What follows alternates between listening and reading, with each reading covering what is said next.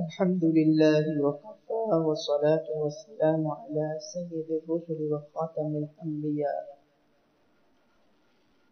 صحیح مسلم میں امام مسلم رحمہ اللہ نے نبی کریم صلی اللہ علیہ وسلم کی ایک حدیث ذکر فرمائی ہے کہ جس کا ٹائٹل یہ ہے کہ تہائی قرآن کا ثواب۔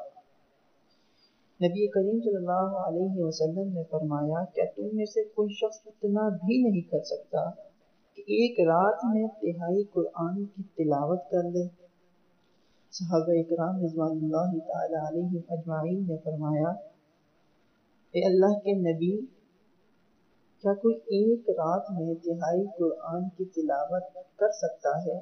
تو نبی کریم صلی اللہ علیہ وسلم نے فرمایا، قل هو اللہ احد اللہ الصمد لم یلد ولم یولد ولم یکن له کفوا احد۔